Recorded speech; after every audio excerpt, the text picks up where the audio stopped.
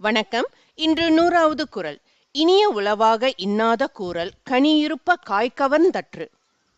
இந்த குறளின் விளக்கம்: இனிய சொற்கள் இருக்கும்போது அவற்றை விட்டு கடுமையான சொற்களை கூறுதல், கனிகள் இருக்கும்போது அவற்றை விட்டு காய்களை பறித்து தின்பதை போன்றது.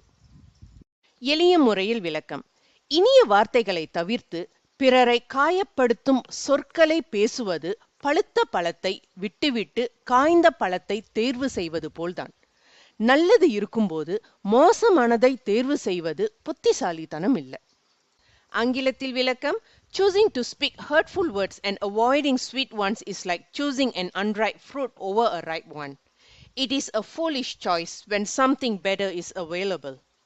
இன்னையோடு இனியவை கூறல் அதிகாரம் முடிந்தது. தொடர்ந்து செய் நன்றி அறிதல் அதிகாரம் நோக்கி போவோம். அடுத்த வீடியோல சந்திப்போம். அடுத்த குறளை தெரிஞ்சுக்க லைக், ஷேர், சப்ஸ்கிரைப் பண்ணி என்னோடு தொடர்ந்து இணைந்திருங்கள். நன்றி.